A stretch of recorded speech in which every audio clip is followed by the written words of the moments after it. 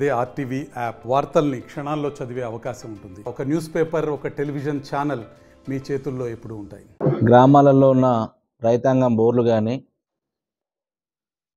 తాగునీటి నీటి ఎద్దడి కానీ తీవ్ర ఇబ్బందులని ఈరోజు రైతాంగం ఎదుర్కోవడం జరుగుతుంది. ప్రభుత్వం దీన్ని దృష్టిలో పెట్టుకుని ఇప్పుడు ఏదైతే శ్రీశైలం నుండి వస్తున్న నీటి సంవర్ధన రోజు రోజుకు పెరుగుతూ మరి నాగార్జున సాగర్కి ఏ రకంగా అయితే దాదాపుగా 3-4 లక్షల క్యూసెక్లు నాగార్జున సాగరం రావడం జరుగుతుంది. అక్కడ నుండి మళ్ళీ బయటికి 2 లక్షల క్యూసెక్ల వాటర్ కూడా బయటికి ఎందుకంటే వృధాగా రిలీజ్ చేసే అవకాశం ఎక్కువ ఉంది కాబట్టి, అది గోదావరిలో కలిసే అవకాశం ఎక్కువ ఉంటుంది కాబట్టి జిల్లా యంత్రాంగం కానీ ఈ ప్రభుత్వం కానీ మన జిల్లాలోనే మరి ఇరిగేషన్ మంత్రి ఉన్నారు, అదేవిధంగా మన నల్గొండ జిల్లా నుంచి కూడా ఇంకో మంత్రి, 2 మంత్రులు సీనియర్ మంత్రులు ఉన్నారు. మన నల్గొండ జిల్లాలో ఉన్న ప్రతి చెరువుని, కుంటని, ప్రతి నీటి బొట్టుని వృధా కాకుండా చెరువుల కుంట దాదాపుగా నల్గొండ జిల్లాలో 4000 చెరువుల కుంటలు ఉండడం జరిగింది. ఒక మన నల్గొండ జిల్లా నకరికల్కి వస్తే 350 పై చిలుకున చెరువుల కుంటలు ఉన్నాయి. సో నల్గొండ కానీ, మునుగోడు కానీ ప్రాంతాలు అన్నిటి కలిపితే దాదాపుగా ఈ నల్గొండ జిల్లాలో 4-5 వేల కుంటలు చెరువు ఉన్నాయి కాబట్టి పూర్తి స్థాయిలో సామర్థ్యం నింపి మరి వాటర్ స్టోరేజ్ చేస్తే రాబోయే రోజుల్లో కూడా మనకి కాలం ఏమాత్రం కూడా వెనక ముందైనా సాగునీరు కానీ తాగునీరు కానీ ఇబ్బంది కలగకుండా ఉండే అవకాశం ఉంటుంది. కాబట్టి ప్రతి నీటి బొట్టుని వృధా కాకుండా అవకాశం ఉన్నప్పుడే మనం సద్వినియోగం చేసుకోవాల్సిన బాధ్యత ప్రభుత్వం పైన ఉంది. కాబట్టి మరి ప్రత్యేకమైన దృష్టి పెట్టి చెరువులు కుంటలు నింపాలని చెప్పి ప్రభుత్వాన్ని డిమాండ్ చేస్తున్నాం. ఇవాళ రైతులలో ఒక అలజడి స్టార్ట్ అయింది.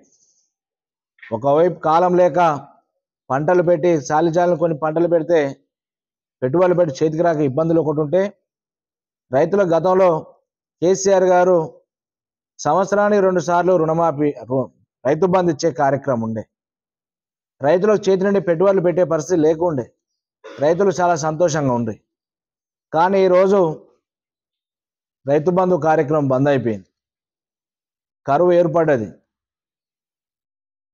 నాణ్యమైన దాంతోపాటు రుణమాఫీ అనే కార్యక్రమం పెట్టి రుణమాఫీ గతంలోనే కేసీఆర్ దాదాపుగా 70% రుణమాఫీ చేసిండు. 19,000 పైచీలకు కోట్ల రూపాయలు ఇచ్చి రుణమాఫీ ఇచ్చిన కార్యక్రమం చేసిండు. ఇలా ఈ ముఖ్యమంత్రి గారు వచ్చినాక ఏదో ఛాలెంజ్గా తీసుకుని మరి రుణమాఫీ 2 లక్షల దాకా ఇస్తా అని చెప్పి ఎలక్షన్లో ఏదైతే మాట చెప్పిన దానికి కట్టుబడి ఉంటాను అని చెప్పి మరి ఆర్భాటంగా హఠాసంగా 2 లక్షల రూపాయలు ఇస్తా అని చెప్పి ఈ 3 నెలల నుండి పబ్లిసిటీ అయితే బాగా బ్రహ్మాండంగా చేసుకుంటారు. పబ్లిసిటీతో పాటు పనితనం తక్కువైపోయింది, పబ్లిసిటీ ఎక్కువైపోయింది. ఇలా 1 లక్ష రూపాయల వరకు రుణమాఫీ చేస్తున్నా చెప్పి ఫస్ట్ విడత అని చెప్పిండు. ఆ ఫస్ట్ విడతలో డిప్యూటీ సీఎం ఏమో రేషన్ కార్డు ఉంటేనే రుణమాఫీ ఇచ్చేస్తామని చెప్తాడు.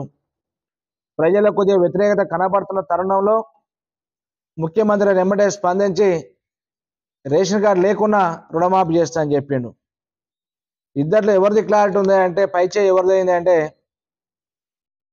బట్టి డిప్యూటీ సీఎం గారిదే పైచే అయిపోయింది. రేషన్ కార్డు ఉంటేనే రుణమాఫీ చేస్తారు, రేషన్ కార్డు లేని వారికి రుణమాఫీ లిస్టులో పేరు రాలేదు. రుణమాఫీ లిస్టులో పేర్లు వచ్చిన దాంట్లో కూడా 30% వరకే అయింది అంటే 70% దాకా ఇప్పటికి కూడా రుణమాఫీ 1 లక్షలోపు. అందులో చిన్న చిన్న ఉద్యోగస్తులు, ఓ అంగన్వాడీ టీచరో, ఆశా వర్కరో, కానిస్టేబులో, హోంగార్డో, ఓ అటెండరో, పేద కుటుంబాలకు సంబంధించిన చిన్నకారు రైతులుంటే, ఉద్యోగస్తులు ఉంటే వాళ్ళకు కూడా ఈ రుణమాఫీ వర్తిస్తలేదు. ఈ రకంగా కొన్ని ఆంక్షలతోటి ఈరోజు పేద వర్గాలకు నష్టం జరుగుతుంది. మేము డిమాండ్ ఏంటంటే, బీఆర్ఎస్ పార్టీ డిమాండ్ ఏ షరతులు లేకుండా, ఏ కండిషన్ లేకుండా గతంలో అయితే ఏ రకంగా అయితే రైతు బంధు కార్యక్రమం, రుణమాఫీ కార్యక్రమం కేసీఆర్ గారు చేశారో అదే పద్ధతిలో మరి రైతాంగాన్ని ఆదుకోవాలి. మీరు ఇచ్చిన మాట కట్టుబడి 2 లక్షల రూపాయలు చేయాలి. మీరు ఇచ్చిన మాటకి రైతు బంధు 10,000 కేసీఆర్ ఎవరికి కావాలి, 15,000 రూపాయలు నేను ఇస్తా అధికారం రాగానని చెప్పిన మాట ఏదైతే ఉందో ఆ మాట కట్టుబడి ఉండాలి.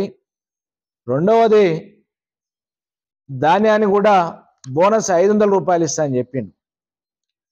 500 అనేది ఇప్పుడు మాట మార్చారు. మళ్ళీ సన్నాలకే ఇస్తాం మేము 500 అని చెప్పారు. ఇలా సన్నాలకు మిర్యాలగూడెం ప్రాంతంలో పెడతారు సన్నాలు. మా నగర్గాల్ నియోజకవర్గం ఎక్కడ కూడా పెట్టారు. నల్గొండలో కూడా తక్కువ ఎవరు పెట్టారు, చాలా ప్రాంతాల్లో పెట్టారు.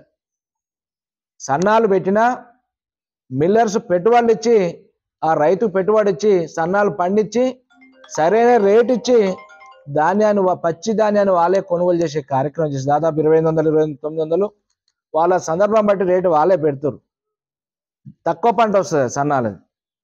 ఎక్కువ పంట వచ్చేది దొడ్డు రకం కాబట్టి దొడ్డు రకానికి ఇస్తాన మాట నువ్వు ఆ బోనస్ 500 అనేది ఏది ఉందో మాట నిలబెట్టుకునే ప్రయత్నంలో నీ ప్రభుత్వం ఉండాలని చెప్పి రైతుల పక్షాన రైతుల యొక్క గోడిది డిమాండ్ చేస్తున్నాం.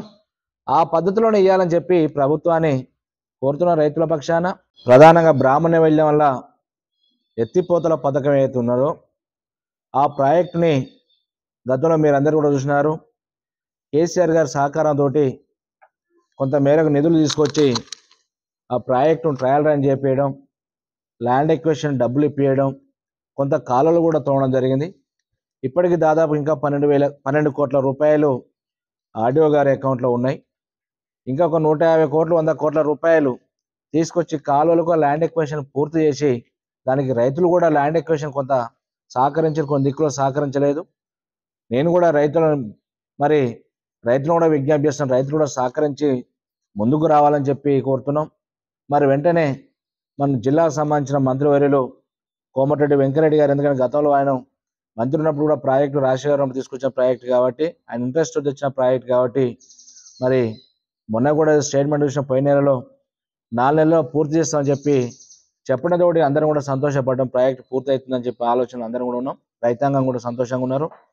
మరి ఆ ప్రాజెక్టును కూడా ఇంకొక 150 కోట్లు కేటాయించి ఇప్పటికీ ఇరిగేషన్ ప్రాజెక్టు ఎస్ఎల్బిసి ప్రాజెక్టు మీద బడ్జెట్లో మొన్నేదో 800 కోట్లని పెట్టి చెప్పారు. కానీ మరి 800 కోట్లు శ్రీశైలం సొరంగం కానీ ఏఎంఆర్ ప్రాజెక్టులు కానీ మరి దేనికి అనేది కూడా వివరణతోటి ఏనట్టు ఉన్నట్టు కనిపించింది, తక్కువ బడ్జెట్ పెట్టినట్టు కనిపిస్తుంది.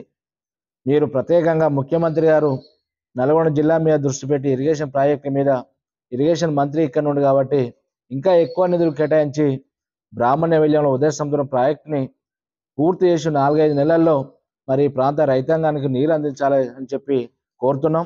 ప్రత్యామ్నాయంగా మొన్న ట్రయల్ రన్ చేసిన కాబట్టి నేనే చేసిన కాబట్టి ప్రస్తుతానికి ఇప్పుడు నీళ్ళు వస్తున్నాయి కాబట్టి చుట్టుపక్కల నేరడు కానీ ఎలికటే కానీ ఇటు ఒటిమర్తి కానీ బ్రాహ్మణ వెల్యంలో కానీ చడంపల్లి కానీ ఎనుగులదూరు కానీ అవరవాని చుట్టుపక్కల ఒక 10 గ్రామాలకు గ్రౌండ్ వాటర్ పెరిగి మొన్న పంటలు పండించుకోరు. ఎందుకంటే ట్రయల్ రన్తో వచ్చిన వాటర్ తోటి మళ్ళీ ఇప్పుడే ఎట్లా వాటర్ వస్తుంది కాబట్టి పానగాలు ఉదయ సముద్రం నుండి మళ్ళీ లిఫ్ట్ చేసి బ్రాహ్మణ్య వెల్యం వల్ల ఉదయ సముద్రం ప్రాజెక్టును కూడా నింపాలని చెప్పి ప్రభుత్వాన్ని జిల్లా మంత్రి గారిని కోరుతున్నాం. దాంతోపాటు ఆర్టిపాముల ప్రాజెక్టు ఎవరు ఊహించని విధంగా దాన్ని మరి ముఖ్యమంత్రి కేసీఆర్ గారు, తెలంగాణ తొలి ముఖ్యమంత్రి కేసీఆర్ గారి సహకారంతో 100 కోట్ల రూపాయలను తీసుకొచ్చి ఆ ప్రాజెక్టును పనులను ప్రారంభించినాం. ప్రభుత్వం మళ్ళీ కొత్త ప్రభుత్వం వచ్చి 8 నెలలు కావస్తున్నది. కనీసం ఆ ప్రాజెక్టుల వైపు కూడా చూసే ప్రసక్తి అసలు ఎక్కడ కూడా కనిపించట్లేదు. ఎవరు కూడా ప్రాజెక్టు మాట్లాడినట్టునో అధికారుల ద్వారా ఎవరి ద్వారా తెలుసుకుందామని ప్రయత్నం చేస్తే ఎవరు కూడా ప్రాజెక్టు మాట్లాడతలేరు, ఎక్కడ కూడా ఏం లేదనే పరిస్థితిలో కనిపిస్తుంది. దాన్ని కూడా బ్రాహ్మణ ప్రాజెక్టుతో పాటు ఆటిపాల ప్రాజెక్టుని కూడా పూర్తి చేయాలని చెప్పి జిల్లా మంత్రులు ఇద్దరిని కోరుతున్నాం. ప్రభుత్వం వెంటనే మరి ఆ ప్రాజెక్టును పూర్తి చేసి దాదాపుగా 30,000 ఎకరాలకు మరి సాగునీరు వచ్చే ప్రాజెక్టు ధర్మాడి కాలువని కొంత దాన్ని కూడా పూర్తి చేయాలి. పిలాయిపల్లి కాలువను పూర్తి చేసినాం. ఇవన్నీ 3 ప్రాజెక్టును పూర్తి చేసి ప్రాంత రైతాంగాన్ని ఆదుకోవాలని చెప్పి ఈ సందర్భంగా ప్రభుత్వాన్ని డిమాండ్ చేస్తున్నాం. ఇప్పుడు రుణమాఫీ అయితే ఆర్భాటాలు లక్ష వరకు చేస్తున్నది పూర్తి స్థాయిలో ఎక్కడ చేయలేదు, 70% వచ్చింది. అది పూర్తి కాకముందే మళ్ళీ లక్ష నుండి లక్షన్నరకి ఇస్తా అని చెప్పి మళ్ళీ రెండో ఫేజ్ అన్నట్టు థర్డ్ ఫేజ్ ఫోర్త్ ఫేజ్ అంటే ఈ ఫేజ్లలో స్థానిక ఎలక్షన్లను కొట్టేయాలి. స్థానిక ఎలక్షన్లు వస్తున్నాయి పెట్టుకోవాలి. ఎలక్షన్లకు పోదాం అంటే ముఖం లేదు. మీ ఇచ్చిన మేనిఫెస్టోలు ఇచ్చిన ప్రతి హామీని కూడా నెరవేర్చలేకపోయినాం. ఎప్పటిదాకా మాయ మాటలు చెప్తున్నాం, తప్పుదోవ పట్టిస్తున్నాం, దవాయింపులతోటి కేసులతోటి ఏమనంటే జైల్లో పంపిస్తామనే ఈ పదజాలు ఆడే ముఖ్యమంత్రి దేశంలో ఎక్కడ ఉన్నాడు? తెలంగాణ రాష్ట్రంలో. అలాంటి దుర్మార్గమైన పరిస్థితిలో ఈ రాష్ట్ర ముఖ్యమంత్రి మరి నిత్యం అబద్ధాల కోరి మాటలతోటే ఊపజంపుడు ప్రసంగాలతోటి కాలయాపన చేసి మరి ప్రజలను తప్పుదోవ పట్టిస్తున్నారు, ప్రజలను మోసం చేస్తున్నారు. మేము మోసం చేస్తే కూడా ప్రజలు మోసపోతారని గతంలో మాట చెప్పిండ్రు. ఆ పద్ధతులనే మోసం చేయాలని చూసే ప్రయత్నం అయితే మరి ఈ కాంగ్రెస్ ప్రభుత్వం ప్రయత్నిస్తుందో దాని ప్రజలు కానీ, మేధావులు కానీ, విశ్లేషకులు కానీ, విద్యావంతులు అందరూ కూడా ఆలోచిస్తారు. ఖచ్చితంగా రేపు జరగబోయే స్థానిక ఎలక్షన్లో కూడా ఈ ప్రభుత్వానికి గుణపాఠం చెప్తారనేది స్పష్టంగా కనబడుతుంది. అందుకని ఈ ఆర్భాటాలు, ఈ రుణమాఫీ కార్యక్రమం పెట్టుకుంటాం. ఏదేమైనప్పటికీ మళ్ళీ ఒకసారి మేము విజ్ఞప్తి చేస్తున్నాం జిల్లా మంత్రులకి, వ్యవసాయ రంగానికి, సాగునీరుకి, తాగునీరుకి రావాల్సిన నీటిని మాత్రం వృధాగా గోదావరిలో కలపకుండా నల్గొండ జిల్లాతో పాటు నగరగా ప్రతి చెరువును కుంటని పూర్తి స్థాయిలో నింపాలని చెప్పి ప్రభుత్వాన్ని డిమాండ్ చేస్తున్నాం. మరిన్ని వీడియోస్ కోసం ఛానల్ ని సబ్స్క్రైబ్ చేయండి. లేటెస్ట్ అప్డేట్స్ కోసం వాట్సాప్ ఛానల్ ని ఫాలో చేయండి. అండ్ లింక్ డిస్క్రిప్షన్ లో ఉంది.